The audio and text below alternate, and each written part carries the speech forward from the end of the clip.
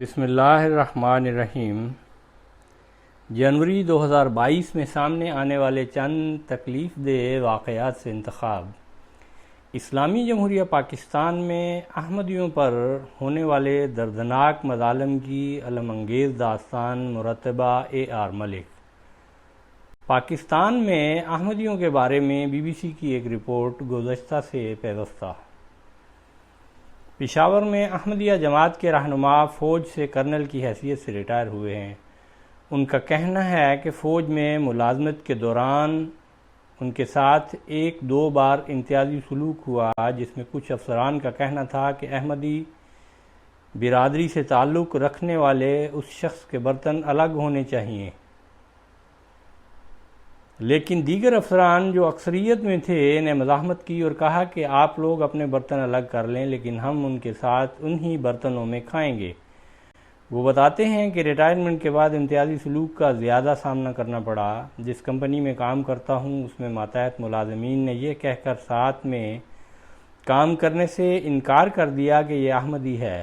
اس کے بعد اسلام آباد سے میرے باس پشاور آئے اور انہوں نے مفتی سے کیے گئے ایک مشورے کے متعلق ملازمین کو بتایا کہ مفتی کا کہنا ہے کہ اگر وہ اپنے پروفیشن میں مہارت رکھتا ہے اور کام سے کام رکھتا ہے تو اس میں کوئی حرج نہیں ہے، جس کے بعد ماتحت مزید کام کرنے پر راضی ہوئے۔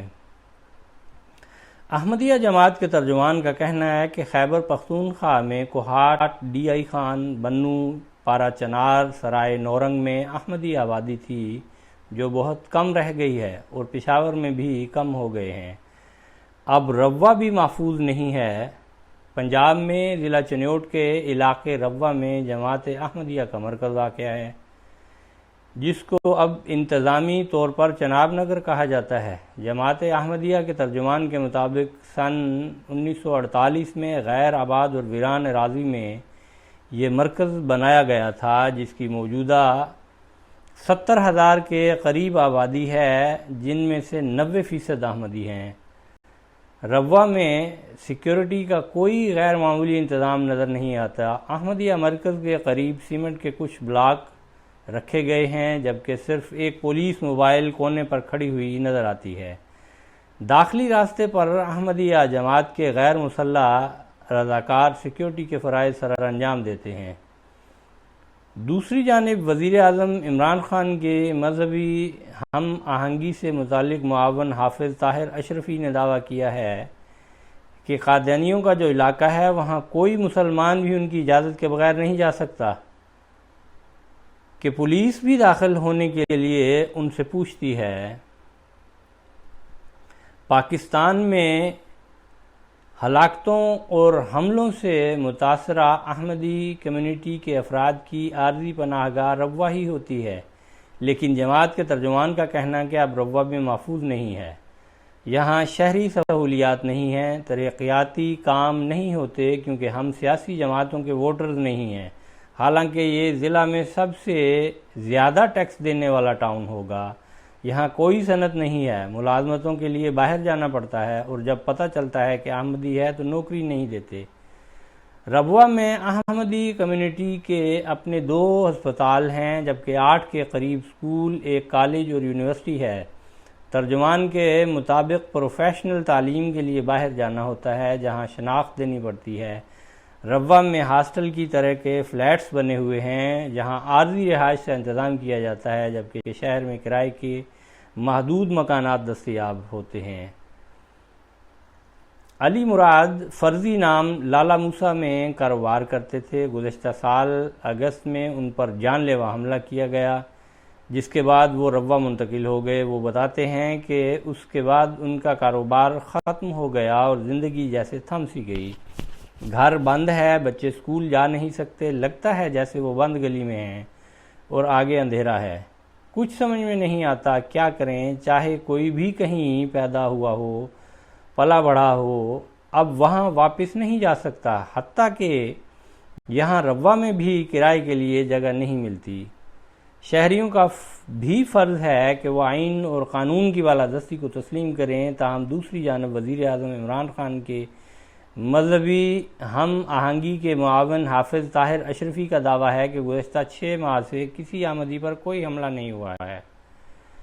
انہوں نے کہا کہ پشاور اور ننکانہ میں ہونے والے دونوں واقعات کے ملزمان کو گرفتار کر لیا گیا ہے، اور ایسا پہلی بار ہوا ہے کہ نہ صرف حکومت بلکہ علماء دین نے بھی اس کی مذمت کی ہے۔ ان کا کہنا تھا کہ ریاست اپنے شہریوں کے تحفظ کی ذمہ داری ادا کرتی رہے گی، اور جو آئین و قانون ان کو حق دیتا ہے وہ ملے گا۔ پاکستان کا آئین اور قانون جو ہر شہری کو حق دیتا ہے وہ حقوق قادانیوں کو بھی حاصل ہے۔ شہریوں کا بھی فرض ہے کہ وہ آئین اور قانون کی بالادستی کو تسلیم کریں اور اس کی پیروی کریں۔ قادیانی اعلانیہ اپنی شناخت مخفی رکھتے ہیں، وہ آئین اور قانون کو جو ان کے متعلق نہیں مانتے خود کو رجسٹرڈ نہیں کراتے۔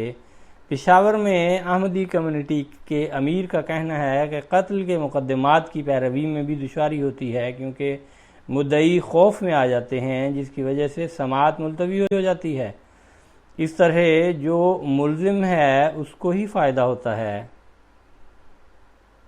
لمز یونیورسٹی لاہور کے پروفیسر ڈاکٹر علی عثمان قاسمی کا کہنا ہے کہ جہاں احمدیوں کا معاملہ آتا ہے وہاں پر حکومت مشینری نظر آتی ہی نہیں ہے۔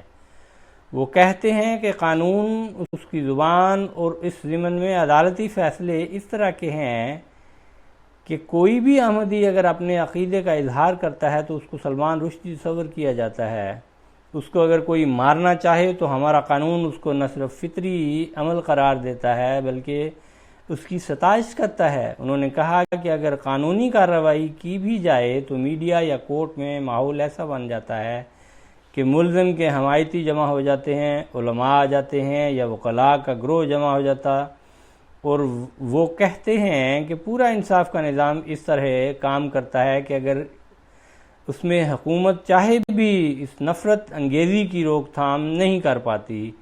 یہ حقیقت ہے کہ اگر میں فوج میں نہ ہوتا تو آج یہاں سروائیو نہیں کرتا۔ پشاور میں احمدی کمیونٹی کے امیر ریٹائرڈ کرنل کے خاندان کے 2 درجن کے قریبی رشتہ دار بیرون ملک جا چکے ہیں۔ ان کا کہنا ہے کہ انہیں اپنے بچوں کی فکر ہے کہ وہ یہاں کسی شعبے میں جائیں گے، وہ اس صورتحال کا سامنا کیسے کریں گے اور کیا وہ یہ دباؤ برداشت کر سکیں گے یا ٹوٹ جائیں گے۔ آواز شعیب خالد۔